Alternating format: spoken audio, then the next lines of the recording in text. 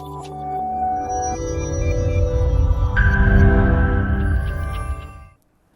all, welcome to IAS Academy.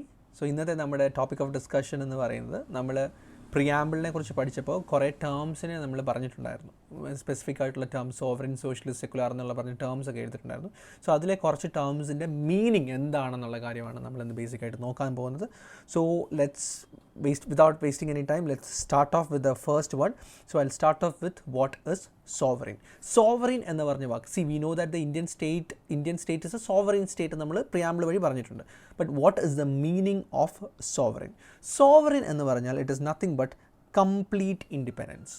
അതായത് നമ്മൾ ഒരു രാജ്യത്തിനെയും ഡിപ്പെൻഡ് ചെയ്തല്ല നമ്മുടെ തീരുമാനങ്ങൾ എടുക്കുന്നത്. We have our own freedom to make or unmake any decisions with respect to ourselves without interference by any other country. അതായത് നമ്മുടെ കാര്യങ്ങൾ തീരുമാനിക്കാൻ, ഫോർ എക്സാമ്പിൾ നമ്മുടെ ഫോറിൻ പോളിസി തീരുമാനിക്കാൻ, നമ്മുടെ ഡൊമസ്റ്റിക് കാര്യങ്ങൾ തീരുമാനിക്കാൻ who can do? India it self can do. അതിന് വേറൊരു കൺട്രിയുടെ എന്ത് ചെയ്യേണ്ട, വേറൊരു കൺട്രിയുടെ ഇതിൻ്റെ ആവശ്യമില്ല, അതായത് വേറൊരു കൺട്രിയുടെ അനുവാദത്തിൻ്റെ ആവശ്യമില്ല എന്നുള്ളതാണ് what you mean by sovereign. Sovereign is you are free to do whatever you want. No one else is going to come and interfere into it. So that is what exactly sovereign means. It means complete independence, and India is a sovereign country. Okay, so I hope you understand that. Now the next word is democratic. എന്താണ് democracy അല്ലെങ്കിൽ democratic എന്നുള്ള meaning? So ഡെമോക്രറ്റിയുടെ opposite എന്ന് പറയുന്നത് dictatorship അല്ലെങ്കിൽ മൊണാർക്കിയാണ്. Dictatorship, for example Hitler was a dictator, right? So അങ്ങനെയുള്ള examples നോക്കുകയാണെങ്കിൽ the opposite of democracy is dictatorship or monarchy. Dictatorship monarchy നമുക്ക് എന്താണെന്ന് അറിയില്ല, അതിൻ്റെ opposite democracy. So I hope you understood what democracy is. But Abraham Lincoln has actually defined what democracy is. It means for the people, by the people, of the people. So പീപ്പിളിന് വേണ്ടി ആര് തന്നെ? People തന്നെ, by the people. എവിടെ നിന്ന്? Of the പീപ്പിളിൽ നിന്ന് ആൾക്കാരെ choose ചെയ്യുവാണെങ്കിൽ that is called as a democracy. ആൾക്കാർ അവർക്ക് വേണ്ടിയുള്ളത് അവരിൽ നിന്ന് തന്നെ അവർ സ്വന്തമായിട്ട് ചൂസ് ചെയ്യുന്നു. ഓക്കെ, ചൂസ് ചെയ്യാനുള്ള റീസൺ എന്ന് പറഞ്ഞാൽ ഇന്ത്യയിൽ what we do is we know that India is a very large country and it is highly populous, അല്ലേ? Second most populous country in the world. ഇന്ത്യയിൽ നമുക്കിപ്പോൾ ഈ മൊത്തം ജനങ്ങൾക്ക് എല്ലാവർക്കും കൂടെ ചേർന്ന് അവർക്ക് വേണ്ടിയുള്ള ഡിസിഷൻസ് എടുക്കാൻ പറ്റുമോ? ഇല്ല, that is not possible. So what we do is we have something called as representative democracy. എന്ന് പറഞ്ഞാൽ നമുക്ക് വേണ്ടിയുള്ള റെപ്രസെൻറ്റേറ്റീവ്സിനെ എന്ത് ചെയ്യും? നമ്മുടെ ഇടയിൽ നിന്ന് തന്നെ ചൂസ് ചെയ്യും. എന്നിട്ട് അവരോട് പറയാം, നിങ്ങൾ എം പിമാരായിട്ട് നിങ്ങൾ പാർലമെൻറ്റിൽ പോയിരുന്ന് നമുക്ക് വേണ്ടിയുള്ള കാര്യങ്ങൾ അവിടെ നിന്നിരുന്ന് ചെയ്യുക. So those people, these M Ps are representatives of us. Who choose them? We ourselves choose them. എവിടെ നിന്ന്? നമ്മുടെ ഇടയിൽ നിന്നുള്ള ആൾക്കാരല്ലേ, സിറ്റിസൻസ് ഓഫ് ഇന്ത്യ തന്നെ അതെ. So that is called as representative democracy. So you understood what democracy is, and India follows what sort of a democracy? Representative democracy, because of its very big population. Understood? That means government is at the will of the people. Government is at the will because the government is actually elected by the people. If the people doesn't like the government, after 5 years you can vote the government out of power, right? So that is what a democracy is. The government is at the will of the people, and as we've already told, Abraham Lincoln has defined it as for the people, by the people, of the people. Now നമ്മുടെ Supreme Court RC Poudyal versus Union of India 1994 ആ ഒരു കേസിൽ Supreme Court ഡെമോക്രസിനെ denote ചെയ്തേക്കുന്നത് democracy denotes people's power and equal participation of all citizens in the polity. ഒരു ഫിലോസഫിക്കലായിട്ട് ആ ഒരു പർട്ടിക്കുലർ ഇതിൽ സുപ്രീം കോർട്ട് ഡിഫൈൻ ചെയ്തതാണ്. Supreme Court define democracy as people's power, അല്ലേ? Power of the people and equal participation of all citizens in the polity. How does people participate? By taking part in elections. Understood? So that is about democracy. It is government at the will of the people. Now, third word. The third word for the day is actually republic. Republic എന്ന് പറഞ്ഞാൽ എന്താണെന്ന് വെച്ചാൽ the head of the state is elected and not a hereditary monarch. Indian സ്റ്റേറ്റിൻ്റെ head ആരാണ്? നമ്മുടെ president ആണ്. Okay, president is the head of the Indian state, അല്ലേ?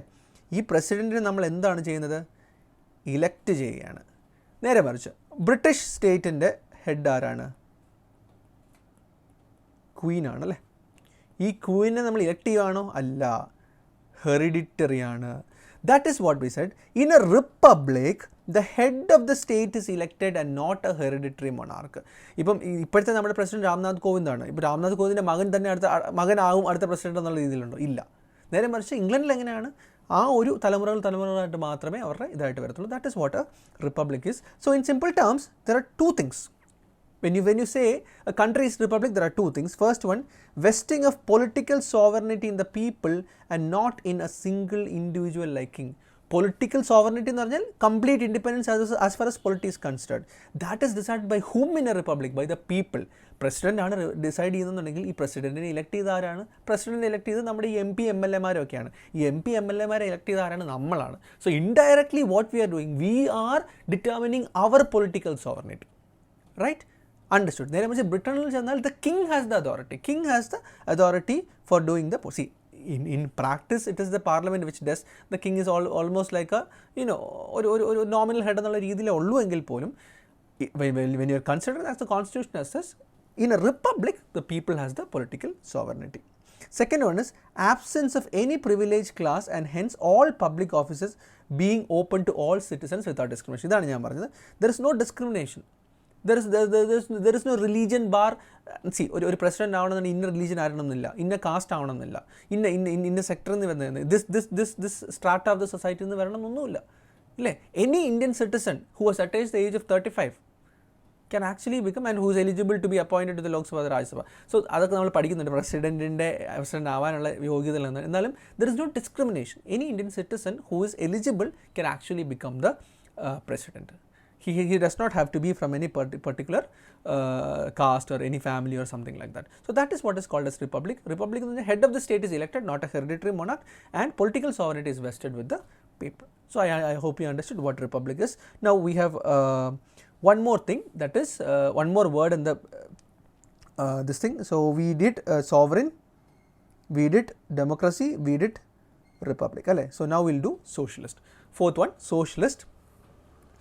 This socialist എന്ന് പറഞ്ഞ ഒരു particular word, this was not part of the original preamble. Okay, നമ്മൾ ആദ്യമേ പ്രിയാമ്പിൾ കോൺസ്റ്റിറ്റ്യൂഷനിൽ വന്നപ്പം ദി സോഷ്യലിസ്റ്റ് എന്ന് പറഞ്ഞൊരു വേർഡ് ഇല്ലായിരുന്നു. This was added by the 42nd Constitutional Amendment Act of 1976. So I hope you know what a Constitutional Amendment Act is. Constitutional Amendment Act എന്ന് പറഞ്ഞാൽ കോൺസ്റ്റിറ്റ്യൂഷനെ amend ചെയ്യണം എന്നുണ്ടെങ്കിൽ പാർലമെൻറ്റിന് ഒരു സ്പെഷ്യൽ മെജോറിറ്റി ഒക്കെ വെച്ചിട്ട് പാസ് ചെയ്യുന്ന ഒരു ആക്ടാണ് കോൺസ്റ്റിറ്റ്യൂഷണൽ അമെൻമെൻറ്റ് ആക്ട് എന്ന് പറഞ്ഞത്. Special majority 2/3 president voting plus absolute majority എന്നുള്ളൊരു കോൺസെപ്റ്റാണ്. We will study types of majorities anyways. So അങ്ങനെ 1976 ഒരു കോൺസ്റ്റിറ്റ്യൂഷണൽ അമെൻമെൻറ്റ് ആക്ട് പാസ് ആക്കിയിരുന്നു. 42nd കോൺസ്റ്റിറ്റ്യൂഷണൽ അമെൻമെൻറ്റ് ആക്ട് പാസ്സാക്കിയിരുന്നു. That added 3 new words to the preamble. ഏതൊക്കെയായിരുന്നു words? One is socialist, second one is secular, and third is integrity. So അതുവരെ ഈ 3 വാക്കുകളും പ്രിയാമ്പിളിൻ്റെ പാർട്ടിലല്ലായിരുന്നു. So if you get a question, if you get a point like the term socialist was part of the original content of the preamble, no. It was added by the 42nd Constitutional Amendment Act. 3 words were added by Constitutional Amendment 42nd Constitutional Amendment Act of 1976. It is socialist, secular, and it is integrity. Now, what is socialism? Socialism എന്താണെന്നുള്ള കാര്യം പറയാം. See, socialism properly പറഞ്ഞാൽ call മാർക്സിൻ്റെ ഒരു ഐഡിയോളജിയാണ്. Karl Marx ideology എന്ന് പറഞ്ഞു കഴിഞ്ഞാൽ capitalism ഉണ്ട്. Capitalism എന്ന് പറഞ്ഞാൽ നമുക്കറിയാമല്ലോ അല്ലേ, പ്രൈവറ്റ് സെക്ടർ കംപ്ലീറ്റ് ആയിട്ട് ഭരിച്ചുകൊണ്ടിരിക്കുന്നു. ക്യാപിറ്റലിസം ഭയങ്കരമായിട്ട് ഇതായി കഴിയുമ്പോഴത്തെ എന്ത് സംഭവിച്ചെന്ന് വെച്ചാൽ വർക്കേഴ്സ് എന്ത് ചെയ്യും? റിവോൾട്ട് ചെയ്തിട്ട് അവരെന്ത് ചെയ്യും? Overthrow capitalist. ഈ ക്യാപിറ്റലിസ്റ്റിനെ എടുത്ത് കളയും. ക്യാപിറ്റലിസത്തിനെ എടുത്ത് കളയുമ്പം അപ്പോഴുണ്ടാവുന്നതാണ് സോഷ്യലിസം എന്ന് പറയുന്നത്. ഇതാണ് നോർമലി സോഷ്യലിസ്റ്റ് എന്ന് പറഞ്ഞ അല്ലെങ്കിൽ സോഷ്യലിസം എന്ന് പറഞ്ഞ വാക്കിൻ്റെ ഐഡിയോളജി. കാൾ മാർക്സിൻ്റെ ഒരു തിയറിയാണത്. പക്ഷെങ്കിൽ ഇന്ത്യയിൽ ഇങ്ങനെയാണോ പറയുന്നത്? ഇന്ത്യ പറയുന്നത് എന്താണ്? ക്യാപിറ്റലിസ്റ്റ് ഇരിക്കുന്നു, ഉടനെ ആൾക്കാർ വന്ന് വയലൻ്റ് ആയിട്ട് റിവോൾട്ട് ചെയ്യുന്നു, അതിനെടുത്ത് കളയുന്നു എന്നാണ് പറയുന്നത്. അല്ല, it is not like that. But in India the form of socialism that we follow in India is called as democratic socialism or Gandhian socialism. ഒരു അത്ര വയലൻ്റ് ആയിട്ടുള്ള റെവല്യൂഷൻ ഒന്നും ഇല്ലാത്ത ഒരു കോമൺ ക്വയറ്റ് ആയിട്ടുള്ള ഫോം ഓഫ് സോഷ്യലിസം ആണ് ഇന്ത്യയിലെ socialism പറയുന്നത്. That is also called as democratic socialism or Gandhian socialism, അല്ലെങ്കിൽ it can also be called as Fabian socialism.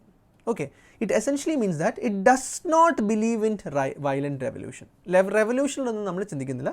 But what happens is that ഇവിടെ ഇന്ത്യയിലെ സോഷ്യലിസം, ഈ ഗാന്ധിയൻ സോഷ്യലിസം, ഡെമോക്രാറ്റിക് സോഷ്യലിസം അല്ലെങ്കിൽ Fabian സോഷ്യലിസത്തിനകത്ത് the government intervenes to bridge the gap between the rich than the poor.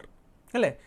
ഒത്തിരി പൈസ ഉള്ളവരുടെയും പൈസ കുറവുള്ളവരുടെയും ഇടയ്ക്കുള്ള അന്തരവ് കുറയ്ക്കാൻ വേണ്ടി ഗവൺമെൻറ് ഓരോരോ സ്കീംസിനെ ഇൻട്രൊഡ്യൂസ് ചെയ്യും. അതാണ് നമ്മുടെ നാട്ടിലുള്ള റിസർവേഷൻസ്, ഫ്രീ ആയിട്ട് കൊടുക്കുന്ന റേഷൻസ്, അങ്ങനത്തെ പല കാര്യങ്ങളുണ്ടല്ലോ.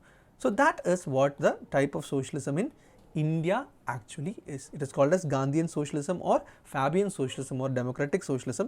Similarly, the Supreme Court has also defined socialism in D.S. Nakara vs. Union of India case 1993.